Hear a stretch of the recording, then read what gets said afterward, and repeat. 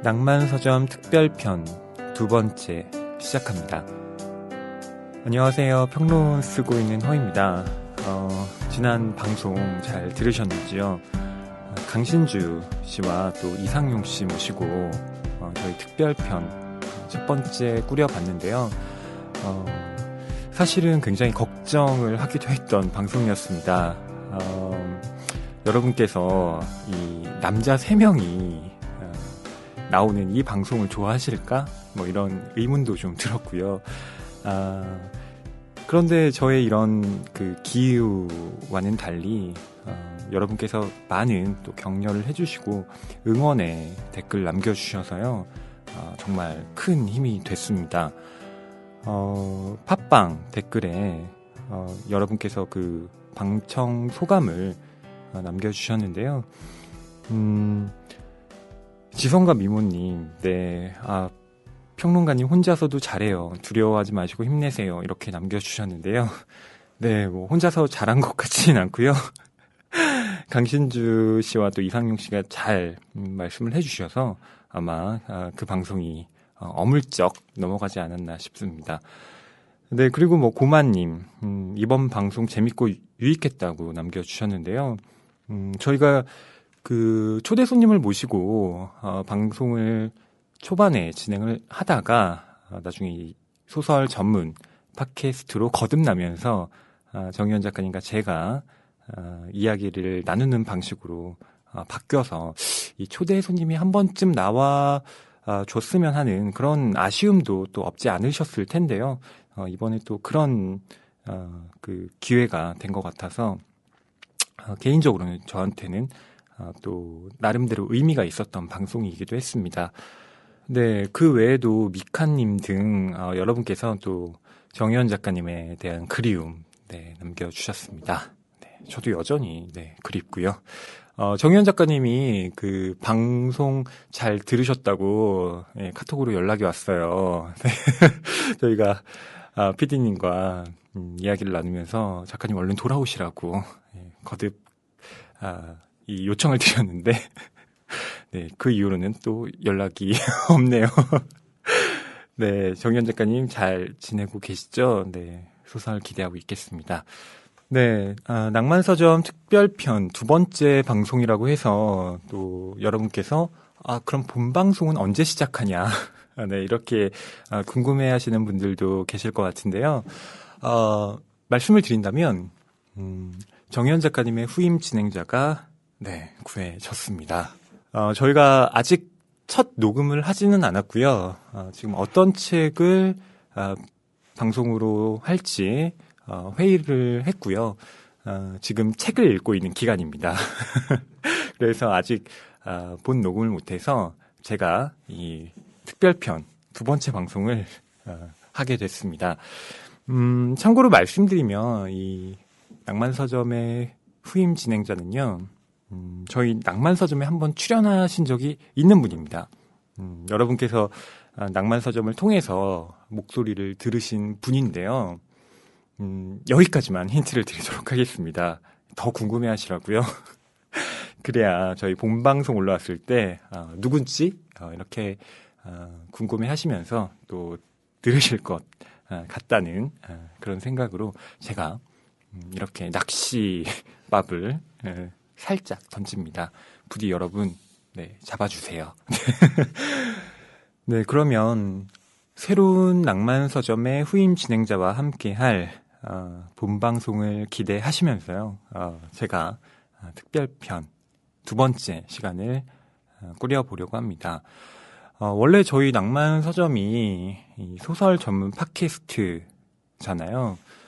그런데 이 특별편이니만큼 소설이 아니라 다른 문학 장르를 해보면 어떨까 이런 생각을 좀 해봤습니다. 저는 소설 물론 좋아하고요. 또 시도 좋아합니다. 그래서 제가 평론을 쓰는데 현재 그 문학 독자들도 소설보다는 이 시에 훨씬 더 상대적으로 관심이 좀 덜 한 듯합니다. 저는 이런 현상이 정말 안타까운데요. 낭만서점 독자분들도 이 소설뿐만 아니라 또 시를 좋아하시는 분들이 많으실 것 같아서 이번에는 시를 가지고 하는 방송을 만들어봐도 좋겠다. 이런 판단을 하게 됐습니다. 그럼 본격적으로 오늘의 특별편 두 번째 방송을 시작하기 전에 독자 소개 코너 소개해 드리려고 합니다. 저희가 낭만서점 청취자분들과 함께 읽고 싶은 책을 직접 녹음해서 이렇게 소개해 달라고 부탁을 드렸는데요. 역시 많은 분들께서 보내주셨습니다. 네, 이번에는 어떤 분이 어떤 책을 소개해 주셨을까요? 들어보시죠.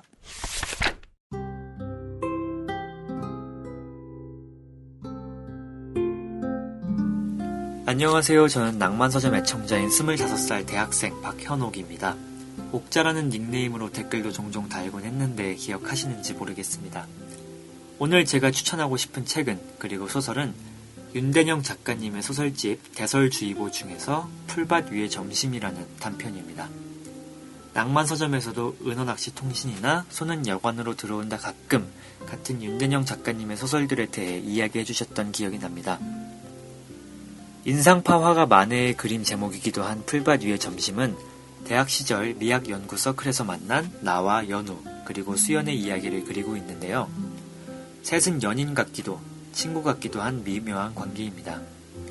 이를테면 서로의 자취방을 전전하면서 잠을 자고 수연은 나와도 연우와도 사랑을 나누고 나의 청혼을 수연이 거절하고 파리에서 수연은 연우와 결혼하고 둘은 아이를 낳고 뭐 그런 관계입니다. 많은 시간이 지나고 결혼기념일에 아내와 아이를 데리고 연우의 전시회에 간 나는 아주 오랜만에 수연을 만나게 됩니다. 그리고 모두 모인 셋은 오랜만에 저녁 식사를 함께합니다. 물론 아내도 그 자리에 함께 있고요. 윤대영 작가님은 한국 문학에서 상당한 부분을 차지하고 계시죠. 하지만 정작 오늘 소개해드리고자 하는 작품은 2000년대 후반의 글이네요. 네, 작가란 영원한 존재입니다. 91년생인 저는 그것을 구분하기도 어렵고 실감하기도 어렵습니다. 아무튼 작가님에 대한 설명은 이념과 후일담 일색이던 90년대에 문학성의 회복을 일으켰다라고 하는 것인데요. 그 말이 좀 어렵게 다가와서 저는 장면이라는 말로 작가님의 소설을 말하고 싶습니다. 한 구절을 읽어드리겠습니다. 고향 울산으로 내려간 수연을 찾아 그곳으로 간 나와 연우. 셋은 함께 방구대 안각화를 구경하고 천진리 각석으로 갑니다. 각석 주변의 풀밭에 앉아 점심을 먹고 사진을 찍는 장면입니다. 우리는 풀밭에 앉아 수연이 싸온 점심을 먹었다. 바야흐로 대곡천의 햇살이 부글부글 타오르고 있었다. 점심을 먹고 나서 수연이 발목을 걷고 물에 들어가 발을 씻었다. 농염한 햇살이 바람 속에 배어있는 3월의 서늘한 기운을 날려보냈다. 정오의 숲속은 이루 말할 수 없이 은은한 향기로 만연했고 새순이 돋아나는 나뭇가지들 사이로 스며든 빛이 풀밭 위에 비단결처럼 풀려 있었다. 그때 맨발로 돌아온 수연이 우리가 앉아있는 뒤편에서 한 겹씩 옷을 벗기 시작했다. 미리 작정한 일이었을까? 연우와 나는 숨을 살인 채 햇살 속에 떠다니는 하루살이 떼들을 노려보고 있었다. 마침내 완전히 벌거벗은 수연이 연우와 나의 틈에 비스듬히 끼어 앉았다. 그날 수연은 우리에게 무엇을 전하려 했던 것일까? 기념사진을 찍어두자고 말한 것도 그녀였다. 목이 아픈 침묵의 시간이 흐른 뒤 연우가 가방에서 주섬주섬 카메라를 꺼내더니 각석 위에 올려놓았다. 그리고 자동 촬영 버튼을 누른 뒤 제자리로 돌아와 앉았다. 수연은 천천히 한쪽 다리를 세우고 오른손을 턱에 괜 자세로 카메라 앵글을 돌아보았다. 이어 찰칵 하고 셔터 여닫히는 소리가 선명하게 귀에 들려왔다. 나와 연우 사이에서 알몸으로 사진을 찍는 수연. 만해의 그림이 떠오르지 않나요? 숲속 같기도 한 풀밭에서 환하게 빛나는 여자의 몸뚱이. 너무나 많은 이념과 상징들이 가득한 요즘 세상에서 하나의 장면에 천착하여 그것을 차분히 감상하게끔 만드는 윤대영 작가님의 글을 정희연 작가님, 허희평론가님, 그리고 낭만서점 청취자 여러분과 함께 나눠보고 싶습니다. 감사합니다. 네, 옥자님께서 소개해 주셨네요. 예, 옥자님, 팟빵에 댓글 정말 이 따뜻한 말씀 달아주시는 분이죠. 저는 옥자라고 해서 사실은 여자분인 줄 알았어요. 그런데 이 남자 목소리가 나와서 깜짝 놀랐다는. 네. 그리고 저보다 어리셨군요. 네. 90년대생, 네, 이시군요. 이야, 예. 저는 80년대생이죠. 네. 근데, 사실 저도 계속 제가, 어리다고 생각하고 있거든요. 그런데, 저보다 이렇게, 보다 더 어리신, 이렇게 낭만서점 독자분이 계시다는 것, 참으로 감격스럽습니다. 네. 옥자님께서 소개해 주신 책이 이 윤대영 작가님의 대설주의보라는 소설집 안에 들어있는 단편 풀밭 위의 점심입니다. 여러분, 저희가 그 윤대영 작가님의 작품을 한번 이 방송에서도 다뤘었잖아요. 네. 이번에 옥자님의 추천대로 이 풀밭 위의 점심 한번 같이 읽어보시면 어떨까? 저도 강력 추천드립니다. 이렇게 이 윤대영 작가님의 풀밭 위의 점심, 낭만서점 청취자분들과 함께 읽어보고 싶다고 이렇게 성심성의껏 또 좋은 목소리로 녹음해주신 옥자님께는 저희 교본고 북뉴스에서 책과 커피 상품권 보내드리도록 하겠습니다. 이렇게 여러분 저희 함께 읽고 싶은 책이 있으시다면요, 주저하지 마시고 이렇게 녹음을 해서 보내주시면 저희 PD님이 이렇게 다 하나하나 보십니다. 예, 다 들어보실 거고요. 또 저희가 낭만서점이 계속되는 한 소개해 드릴 테니까요. 많은 참여 부탁드리겠습니다. 책이 가득한 그리고 소설을 사랑하는 책방 낭만서점에 오신 것을 환영합니다.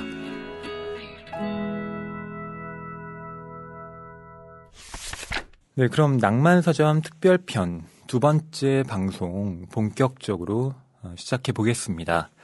제가 시에 대해서 이야기를 나눠보겠다고 서두에 말씀을 드렸는데요. 함께 나눠보고 싶은 시를 두 편 골랐습니다. 사실은 워낙 많은 시인이 있기 때문에, 그리고 또 많은 훌륭한 작품이 있기 때문에 무엇을 고를까 고민이 컸는데요. 이왕이면 근대 시인, 우리가 교과서에서 배웠던, 그래서 익숙하지만 사실은 잘 모르기도 하는 그런 시인들의 잘 알려지지 않은 작품에 대해서 해보면 어떨까, 이런 생각으로 제가 준비를 했는데요. 그 두 명의 시인은 바로 백석과 윤동주입니다. 왜 하필 백석과 윤동주냐, 이렇게 생각하시는 분들도 계실 것 같습니다. 첫 번째 이유는 두 사람이 제가 좋아하는 시인이라는 것이고요. 두 번째 이유는 이 백석과 윤동주의 미묘한 연관관계가 있기 때문입니다. 우선 백석과 윤동주는 이 북방 시인이라는 공통점이 있습니다. 백석은 이 평안북도 출생이고요. 또 윤동주는 만주에서 태어났는데요. 이 두 사람의 나이 차이가 5살입니다. 백석이 1912년 생이고요. 윤동주가 1917년생이거든요. 물론 그 사람들이 어렸을 때 잘 알고 지냈다거나 그런 건 아닙니다만, 이 백석의 시집 사슴이 1936년에 출간이 되는데요. 그때 이 윤동주 시인이 이 사슴의 시집을 구해서 정말 열심히 탐독했다고 합니다. 그리고 동생인 윤일주에게도 이 백석 시인의 시집 사슴을 꼭 읽어보라고 추천을 하기도 했다는 그런 일화가 전해져 옵니다. 그러니까 백석은 윤동주에게 분명히 일정 부분 영향을 끼친 시인이기도 하고요. 그런 점에서 이 백석과 윤동주 시인의 작품을 함께 읽어보면 좋겠다 싶어서 제가 오늘 소개해 드리려고 합니다. 네, 아마 백석 시인 하면 여러분께서 떠올릴 시는 여운한 골쪽이나 또 남신이주, 유동 박시봉방과 같은 모의고사에 많이 나온 시일 겁니다. 그리고 윤동주 시인 하면 대표적으로 여러분 잘 알고 계시죠? 예, 서시입니다. 죽는 날까지 하늘을 우러러 한 점 부끄럼 없기를 이라고 시작되는 서시와 또 별에는 밤 같은 시가 한국인의 애송시로 대표적으로 널리 알려져 있습니다. 제가 그 설문조사 결과를 찾아봤거든요. 2008년 KBS에서 2만 명을 대상으로 실시한 그 설문조사에 따르면요. 이 국민 애송시 1위가 김소월의 진달래꽃이었다고 합니다. 그리고 2위가 바로 윤동주의 서시였다고 하는데요. 윤동주 시는 또 이 5위권 안에 한 편의 시를 더 순위에 올려놓습니다. 그게 바로 별에는 밤인데요. 정말 이 윤동주 시인은 한국인들에게는 익숙한 그리고 사랑하는 시인이라고 할 수 있겠습니다. 시인 179명을 대상으로 애송시를 물은 결과도 나와 있는데요. 윤동주의 서시가 28표로 가장 많았다고 합니다. 상대적으로 백석은 물론 시도 유명하지만 잘생긴 시인으로 유명합니다. 백석의 그 모던보이의 풍모는 웹상에서도 널리 회자가 되던데요. 가장 잘생긴 문인 이렇게 치면 항상 이 세 손가락 안에 드는 사람이 이 백석 시인이더라고요. 그 영화 모던보이가 있었죠. 박해일 씨와 김혜수 씨가 주연한 영화였는데요. 그때 이 박해일 씨의 그 헤어스타일을 이렇게 참고할 때 이 백석 시인의 머리 모양을 따라했다고 합니다. 그 이마를 다 드러내 마치 폭포수가 흐르는 듯한 그 올백머리. 네. 그럼 백석 시인 외에 잘생긴 문인 2명은 누구인가는 좀 다릅니다. 사람들의 이 관점이 또 다르더라고요. 백석은 항상 이렇게 손에 꼽히던데 나머지 두 사람은 좀 순위가 갈리기도 하는데 윤동주 시인도 있고요. 이 평론가이자 시인인 임화 그리고 소나기의 작가로 유명하시죠. 황순원 작가님도 이 잘생긴 문인으로 꼽힙니다. 그분들의 이 20대의 사진을 보면요. 야, 정말 연예인 뺨치게 멋있습니다. 아마 문학 독자가 많았던 그런 시기의 어떤 경향이 이런 외모와 얼핏 상관이 있지 않을까? 네, 이런 생각도 해보는데요. 네, 뭐 요즘 문인 중에서는 뭐 잘 모르겠습니다. 네, 어쨌든 그런 이 작고하신 문인들의 경우에는 네, 그렇게 미남으로 꼽힌다는 거 여러분께 말씀드립니다. 저는 뭐 전혀 아니고요. 제가 그 얼굴이 여러분들 이렇게 이 목소리로만 들으시잖아요. 네, 얼굴은 안 보시는 게 낫습니다. 네, 저 얼굴 공개하고 싶지 않은데 이 먹고 살려면 뭐 여러 가지 출연도 해야 되고요. 또 뭐 사회도 보고해서 여러분들과 만나게 되는 경우가 있는데 그때마다 정말 부끄럽습니다. 피디님 저를 보면서 웃으시는데요. 네, 그럼 백석과 윤동주의 시 중에서 제가 백석부터 말씀을 드리려고 합니다. 백석의 시는 제가 연애의 관점으로 보려고 하는데요. 연애. 이 백석의 시를 어떻게 연애의 관점으로 볼 것인가. 네. 제가 어떤 사람들한테 연애 상담을 해줄 만큼 이론과 경험이 풍부하지는 않습니다. 네. 그런데 좋아하는 사람과 얼마나 가까운 곳에 사느냐가 연애를 시작하는데 중요한 영향을 끼친다는 것쯤은 저도 알고 있습니다. 가까이 살아야 뭐든 어떤 사건이 일어날 수 있잖아요. 아주 가까운 거리가 아니라도 이왕이면 집이 같은 방향이라야 지하철이나 버스를 타고 가면서 시답지 않은 말이라도 붙여볼 수 있지 않을까요? 자주 얼굴을 보고 마주쳐야 없던 인연도 이어지는 것 같습니다.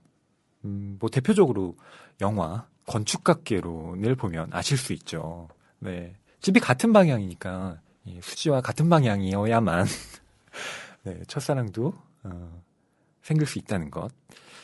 물론 거창한 사업 계획이라도 세우듯이 뭐 연애하는데 이것저것 따질 필요가 뭐가 있겠냐, 뭐 이렇게 반문하실지도 모르겠습니다.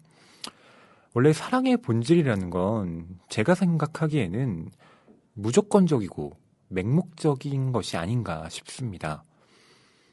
롤랑 바르트가 사랑의 단상이라는 책에서 얘기를 한 적이 있죠. 사랑에 빠진 사랑의 주체는 혼란스럽고 위태로울 수밖에 없다 라고요. 사랑에 눈이 먼 사람들은 위험의 한가운데로 자신을 내봅니다. 저는 로미오와 줄리엣을 보면서 그런 생각이 들었는데요. 사실 로미오와 줄리엣이 뭐 오랜 기간 이렇게 서로 알고 지내던 사이는 아니잖아요. 물론 집안끼리는 앙숙이었습니다만 서로의 얼굴을 본 건 처음이었는데 첫눈에 사랑에 빠지고 말죠. 그리고 두 사람은 처음 순간의 마음으로 결국 죽음을 불사하는 사랑을 하게 됩니다.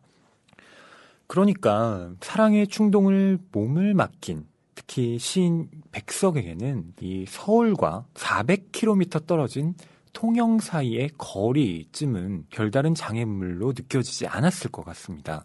이런 물리적인 간극을 또 감정적인 간극으로 여기는 저 같은 사람이었다면 지레 포기하고 말았을 상황에서 그는 이 연애를 끝까지 밀어붙입니다. 이때 백석의 심경이 드러난 작품이 통영이라는 시인데요. 제가 오늘 여러분들께 낭독해드릴 작품입니다.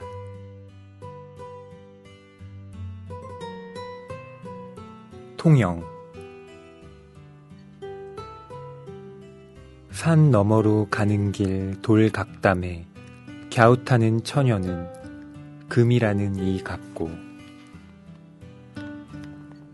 내가 들은 마산 객주집의 어린 딸은 난이라는 이 같고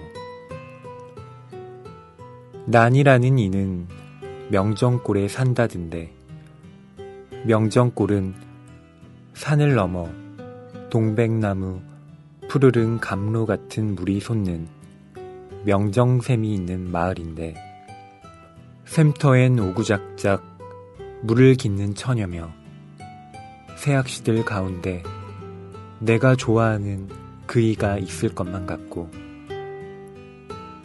내가 좋아하는 그이는 푸른 가지 붉게 붉게 동백꽃 피는 철엔 타관 시집을 갈 것만 같은데 긴 토시 끼고 큰 머리 얹고 오불고불 너댓거리로 가는 여인은 평안도서 오신 듯한데 동백꽃 피는 철이 그 언제요. 옛 장수 모신 낡은 사당에 돌층계에 주저앉아서 나는 이 저녁 울듯 울듯 한산도 바다에 뱃사공이 되어가며 영 낮은 집, 담 낮은 집, 바닥만 높은 집에서 열 나을 딸을 업고 손방아만 찢는 내 사람을 생각한다. 네, 백석의 통영이라는 시의 일부를 제가 읽어봤습니다. 이 시는 1936년에 발표가 된 시인데요. 원래 시를 읽을 때 이 화자와 또 그 시를 쓴 시인을 구분해서 독해하는 것이 일반적입니다. 그런데 이 시에서는 시적자인 나를 시인 백석으로 바꾸어서 읽어도 무방할 것 같습니다. 그럴 만한 사연이 있는데요. 1935년, 그러니까 24살이던 당시 백석은 친구의 결혼 축하 모임에서 이화여 고보에 다니던 이 5살 연하의 처녀 박경련을 만납니다. 지금처럼 취업난이 심각하던 이 식민지 시기에 신문사라는 번듯한 직장에 취직한 데다가 또 묻 여성을 설레게 한 외모로 유명했던 이 모던보이 백석이었으니까 당연히 박경련도 그를 좋아하게 되지 않았을까 싶습니다. 이 백석의 외모에 대해서 시인 김기림은 이런 묘사를 한 적이 있는데요. 당시의 말을 그대로 옮겨 적은 거라 여러분 무슨 말일까 뭐 이런 생각이 드실 수도 있을 텐데요. 한번 읽어볼게요. 완두빛 더블 브레스트를 제끼고 차가운 바다의 물결을 연상시키는 검은 머리의 웨이브를 휘날리면서 광화문통 내거리를 건너가는 한 청년의 풍채는 나로 하여금 때때로 그 주위를 몽파르나스로 환각시킨다 였습니다. 그러니까 백석이 이 광화문을 지나갈 때 이 광화문은 조선이 아니라 마치 외국의 한 거리를 연상시킨다라는 것이었는데요. 그만큼 이 백석이 모던하다는 것이었겠죠. 제가 녹음을 하고 있는 곳이 광화문인데요. 저는 뭐 광화문 내거리를 아무리 지나다녀도 누가 이렇게 얘기를 해주는 사람이 없겠죠. 네. 다만 식민지 조선의 이 광화문의 모습이 백석으로 인해서 이렇게 다른 분위기를 연출시킬 수도 있겠구나 하는 상상을 이 김기림의 글을 통해서 해보게 됩니다. 이렇게 뭐 잘생기고 멋진 백석이 여자를 좋아한다. 제가 여자였다면 아마 백석에게 마음을 허락했을 것 같은데요. 박경련은 어떠한가 하면 거절했습니다. 네, 박경련은 백석을 무덤덤하게 여겼고요. 백석이 이 박경련이라는 처자에게 완전히 반했던 겁니다. 백석은 통영을 3번 다녀오게 되는데요. 이 3번이라는 이 통영행, 지금이야 뭐 버스도 있고요. 또 열차를 타고 가면 갔다 올 수 있는 그런 곳이지만 이 당시에 통영을 간다고 하는 건요. 대단한 각오를 하지 않으면 가기 힘든 것이었습니다. 만약 제가 좋아하는 사람이 통영에 있다. 저는 아마 통영을 가지 않고 그냥 포기를 했을 겁니다. 그런데 백석은 그렇게 하지 않죠. 백석은 이 2번째 통영을 방문했던 1936년에 이 통영이라는 시를 쓴대요. 그때의 이 통영이라는 시, 제가 읽어드린 부분에서는 바로 난이라는 이름으로 나오는 그 사람이 바로 박경련입니다. 여기에 이 백석의 절절함이 가득 담겨 있는데요. 뭐 통영이든 뭐 명정골이든 간에 그곳은 바로 난이라는 처녀가 살기 때문에 의미가 있는 곳입니다.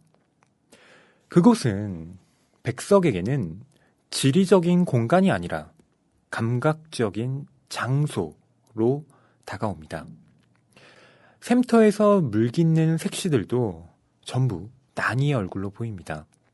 사방이 온통 당신이라는 것인데요. 짝사랑하는 처지이지만 백석은 내가 좋아하는 그이는 푸른가지 붉게 붉게 동백꽃 피는 철엔 타관 시집을 갈 것만 같은데 하면서 그녀가 다른 곳으로 시집가진 않을까, 혹은 그녀가 이왕이면 나한테 시집 오기를 은근히 바랍니다. 아마도 백석은 봄의 개화에서 만개하는 이 동백빛 미래를 상상했는지도 모르겠습니다. 어쩌면 2-3달이 지나면 그는 그녀와 한 집에서 살 수 있을 거라고 기대한 것일까요? 성급하고 무모한 공상이겠지만 사랑에 애달파한 적이 있는 분들이라면 이해할 법한 소망이 아닐까 싶습니다. 그러나 이 통영으로 내려간다고 미리 이 박경련에게 전보를 보냈음에도 불구하고 백석은 그녀와 만나지 못합니다. 자이든 타이든 간에 그녀는 그를 비껴갔고요. 백석의 구애는 실패로 끝이 납니다. 울듯이라고 표현되어 있듯이 백석은 사당 계단에 주저앉아서 한산도 바다에 뱃사공인 것처럼 네 사람을 생각합니다. 얼마 뒤에 백석은 이 박경련을 찾아서 또다시 통영으로 내려갑니다. 이번에는 어땠을까요? 역시 그녀는 백석을 만나주지 않습니다. 1936년에서 1937년으로 해가 바뀔 무렵에 마침내 백석은 승부수를 던집니다. 그녀에게 정식으로 청혼한 것입니다. 저는 사실 이 부분에서 백석이 진짜 무모하다라는 생각을 했는데요. 결혼 축하 모임에서 한번 본 여자에게 제대로 뭔가 이렇게 데이트도 한 적이 없는 사람에게 곧바로 청혼을 한다. 이건 백석이 아니라 다른 누구였다 해도 실패로 돌아갈 수밖에 없는 그런 모험이었는데요. 아니나 다를까 백석의 구애를 박경련은 거절합니다. 박경련이 백석의 마음을 받아줄 수 없다는 통보를 한 지 넉 달 뒤에 그는 새로운 소식을 접하게 됩니다. 그 소식은 박경련이 다른 남자와 결혼한다는 전갈이었습니다. 그녀의 신랑은 백석도 잘 아는 사람인데요. 네, 여기서 여러분, 네. 이 백석의 마음이 어땠을까? 찢어집니다. 이 박경련의 옆을 차지한 남자는 바로 백석이 이 두 번째 통영에 갈 때, 그러니까 이 시를 쓸 때 함께 가기도 했었던 그의 절친한 친구 신현중이었습니다. 저는 정말 이 백석이라는 이 시인이 시인일 수밖에 없겠구나. 이 시인이 이런 절창을 남길 수밖에 없겠구나. 라는 생각을 이런 그의 삶을 통해서 생각해 볼 수 있었는데요. 저는 그런 아픔을 겪었던 당시의 백석보다는 나이가 더 들었습니다. 그럼에도 저는 사랑과 우정을 동시에 상실한 그의 심정을 감히 짐작할 엄두조차 내지 못합니다. 이건 마치 김건모의 잘못된 만남을 연상시키는 그런 정말로 잘못된 만남인 거잖아요. 네. 저는 백석의 이런 사랑하는 사람으로서의 저돌성에는 동감을 하되 그것을 실행에 옮기지는 못한 남자입니다. 무엇보다 거절당하고 상처받는 것을 두려워합니다. 어떤 사람들은 그런 거에 신경 쓰지 말고 무조건 돌진해야 돼. 이렇게 충고를 하는 사람들이 있는데 글쎄요. 저한테는 그게 무엇보다 어려웠습니다. 항상 상처받기 때문에 사실은 마음을 잘 표현하지 않았던 사람이 바로 저였는데요. 저는 이 상처를 받은 다음에 기나긴 시간을 견뎌내야 한다는 것이 무엇보다 막막했습니다. 그래서 이 호감을 느낀 상대가 있으면 저는 우선 다가가기 전에 그 상대를 파악하는 데 애썼습니다. 그리고 여러 요건을 고려했을 때 이를테면 집이 너무 멀어. 그 여자가 통영에 사네.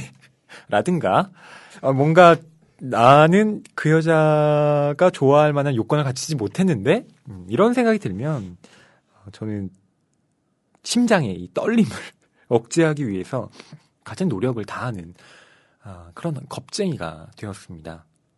그 광식이 동생 광태라는 영화가 있는데요. 김주혁 씨가 주연한 영화였죠. 동생은 봉태규로 나왔는데요. 그때 그 광식이는 좋아하는 여자에게 정말 말 한마디 제대로 표현하지 못하는 그런 사람으로 나오죠. 예. 그런 사람이 저의 모습과 크게 다르지 않습니다. 예. 항상 소심해가지고 잘 표현을 못했는데요.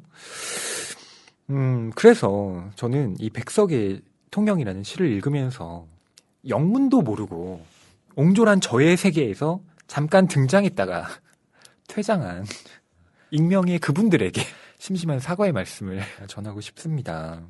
혼자 사랑했다가 혼자 이별하는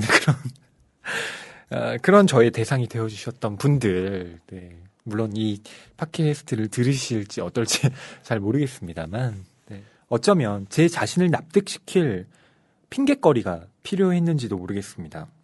가까이 살거나 멀리 살거나 하는 것이 뭐 연애하는데 무슨 상관이 있겠습니까? 저는 사랑과 이별을 전부 제 안에서 혼자 해버리면서 자족하는 못난이였기 때문에 이 백석의 통영이라는 시는 그런 못난 저를 더 못나게 비춰준 것 같습니다. 백석의 통영, 여러분들 어떠셨는지요? 뭐 꼭 좋아하는 여자를 떠올리는 이 남자의 마음이 아니더라도 좋아하는 그를 생각하면서 여자분들이 이 시에 또 깊이 공감할 수 있지 않을까. 그런 사랑하는 사람의 마음을 보편적으로 또 대변해 줄 수 있는 시가 아닌가 싶어서 제가 여러분들께 이 백석의 시, 그 중에서도 통영을 소개해 드렸습니다. 네, 이번에는 윤동주 시인의 시를 말씀드리려고 합니다. 여러분 알고 계신지 모르겠습니다만 이 윤동주의 유명한 시, 이 서시를 쓰기 전에 그는 시집의 제목을 하늘과 바람과 별과 시가 아니라 병원이라는 제목으로 삼으려고 했습니다. 당시의 세상이 온통 환자투성이였다. 이렇게 윤동주는 생각했기 때문인데요. 이 제목이 붙어있지 않아서 후대의 학자들이 편의상 이 서시라고 이름 붙인 작품이 아니었다면 윤동주는 병원의 시인으로 남아서 우리에게 지금과는 사뭇 다른 인상으로 기억될는지도 모르겠습니다. 한 권의 시집을 떠올릴 때 느껴지는 이미지에서 이 표제시가 차지하는 비중은 결코 적지 않습니다. 슬픈 족속이나 무서운 시간처럼 이 낭만적인 서정과는 관계가 먼 이런 시편들이 실려 있음에도 불구하고 윤동주가 하늘과 바람과 별과 시를 노래하는 이런 서정신으로 회자되는 데는 이와 같은 사실도 한 몫을 차지하지 않을까 생각합니다. 그렇다면 윤동주가 원래 시집 제목으로 삼으려고 했었던 병원이라는 시를 들려드리도록 하겠습니다. 병원. 살구나무 그늘로 얼굴을 가리고 병원 뒤뜰에 누워 젊은 여자가 흰옷 아래로 하얀 다리를 드러내놓고 일광욕을 한다. 한나절이 기울도록 가슴을 앓는다는 이 여자를 찾아오는 이 나비 한 마리도 없다. 슬프지도 않은 살구나무 가지에는 바람조차 없다.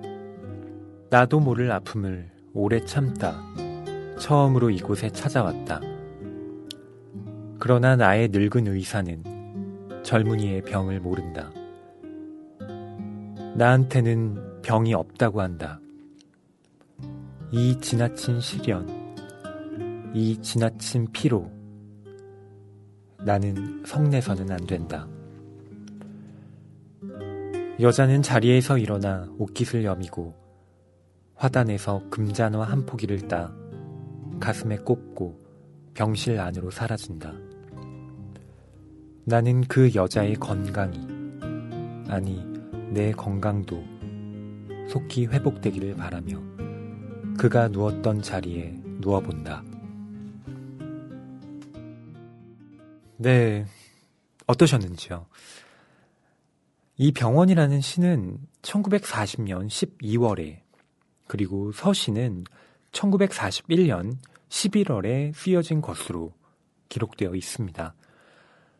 하늘과 바람과 별과 시가 윤동주의 나이 22살부터 25살 때까지 그가 대학 생활을 하던 동안 창작했던 작품을 고른 시집임을 생각해 본다면 서시를 쓰기 전까지 그가 보낸 삶을 조명하는데 병원은 매우 중요한 참고 작품이라고 할 수 있을 겁니다. 윤동주의 친동생인 윤일주는 병원은 병든 사회를 치유한다는 상징으로 파악합니다. 하지만 이것은 이 대학에 입학해서 정신적인 성숙을 거듭하던 시기에 쓰여진 이 윤동주 시에 대한 좀 단순한 해석이 아닐까 싶습니다.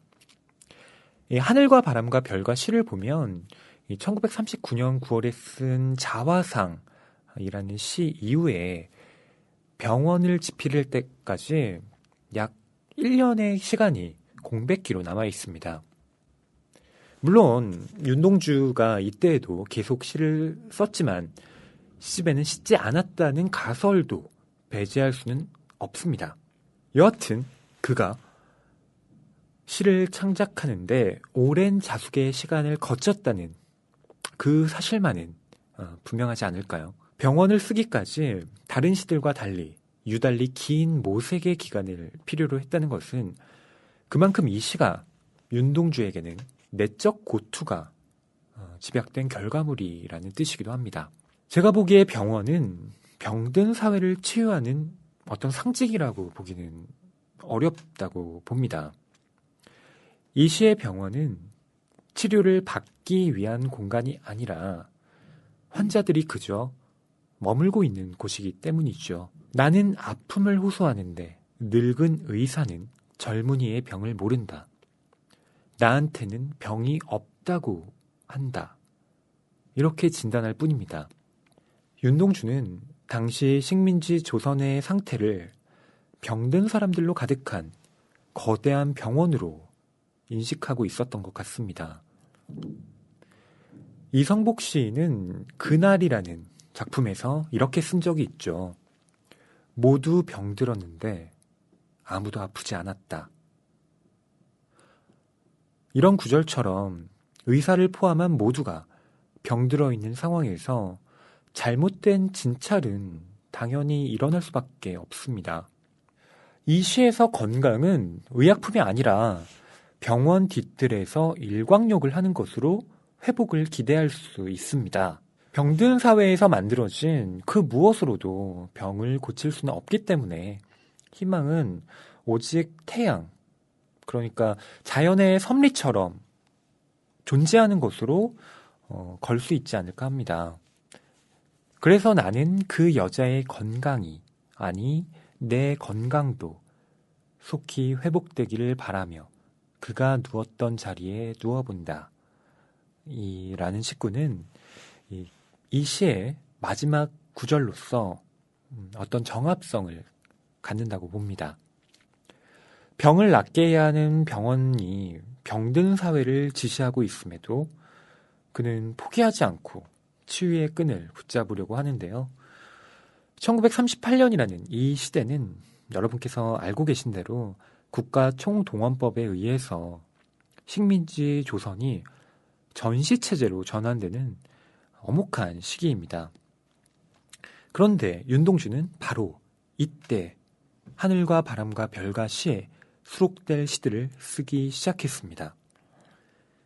제가 생각하기에 시인이라는 존재는 시대의 아픈 징후를 그 누구보다 먼저 섬세한 감각의 촉수로 느끼고 반응하는 사람이라는 생각이 듭니다.